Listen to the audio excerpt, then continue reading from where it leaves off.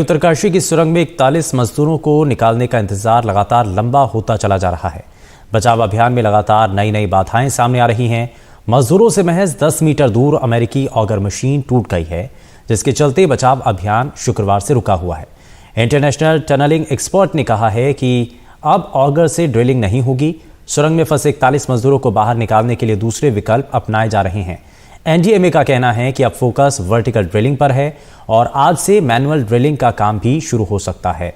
और ये कैसे काम शुरू हो रहा है और बाकी विकल्प अगर तलाशे जा रहे हैं तो उसमें सबसे पहले किस पर ज़्यादा जोर दिया जाएगा, ज़रा इसको समझने की कोशिश करते हैं। हमारी सहयोगी नीता हमारे साथ जुड़ चुकी है। नीता, क्योंकि अब ये माना जा रहा है कि ऑगर मशीन से तो फिलहाल ड्रिलिंग का काम रोक दिया गया है और शुक्रवार से काम बंद भी है, आज से काम शुरू होने की संभावना भी है, लेकिन सवाल ये कि अब बाकी विकल्पों की तरफ आगे बढ़ने की कोशिश है, तो किस विकल्प के बारे में सबसे पहले विचार किया जा रहा है? क्या अब किया जाएगा? क्या वर्टिकल ड्रिलिंग के जरिए अब काम होगा?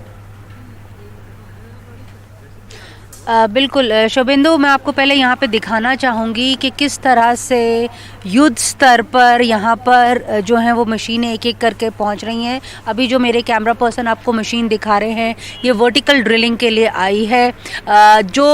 कल आप सुन रहे थे एनडीएमए के जो मेंबर थे अता हसनैन साहब, उन्होंने कल साफ तौर पे बताया था कि किस तरह से जो पहले यहाँ से ऑगर मशीन जो कर रही थी, जो काम कर रहे थे, जो 60 मीटर की दूरी थी, उसमें ये लोग 47.8 मीटर जो हैं वो पहुँच गए थे। वो 47.8 मीटर्स पहुंच गए थे, लेकिन क्योंकि ऑगर मशीन अंदर घुस रही थी तो उसके अंदर वो टूट गई थी, उसके पार्ट्स जो है वो मेटल डिटेक्ट होने के कारण टूट गए थे। तो मैनुअली जो है वहाँ पे घुस के लगभग 25 मीटर के आसपास जो उसके पार्ट्स हैं वो निकाल लिए गए थे, लेकिन जो 22-23 फीट बाकी के बचे हुए थे वो निकालने बाकी थे। लेकिन क्योंकि वो बहुत छोटी जगह थी इसलिए जो है वो समय लग रहा था।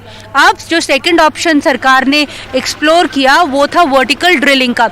आप ऊपर देख सकते हैं, पहाड़ के ऊपर देख सकते हैं, तो वहाँ से वर्टिकल ड्रिलिंग की बात जो है वो की जा रही है। वो हाइट जो है वो 86 मीटर है। अब आप अंदाज़ा लगाइए कि जो 86 मीटर की हाइट है उसे आपको पहले ड्रिल करना पड़ेगा, फिर आप जो ऑलरेडी मलबा पड़ा हुआ है उस तक पहुंचेंगे और उसके बाद वहां से जो ड्रिलिंग है वो की जाएगी।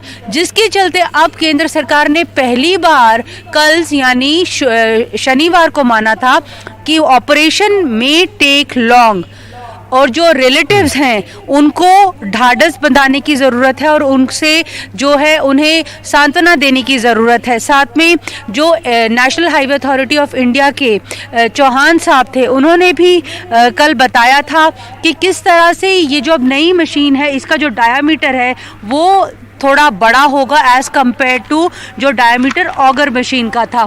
तो जो 2-3 बातों की जो जिक्र हो रहा है, एक तो वर्टिकल ड्रिलिंग का हो रहा है, एक साइड से ड्रिफ्टिंग की भी बात चल रही है, लेकिन उसके लिए भी मुश्किल ये है कि साइड में से जो फूड पाइप है और साथ में जो ऑगर मशीन का जो एक कर्व है जहाँ पे ये काम चल रहा था उसको बचाने की ज़रूरत है, क्योंकि हमें यहाँ पे ये याद रखना है कि महज 200 मीटर की दूरी पर यह हादसा हुआ है और ये वाला जो टनल का पार्ट था वो शुरू में ही बन गया था। ये टनल जो 4.5 किलोमीटर लंबी है ये शुरू में ही बन गई थी।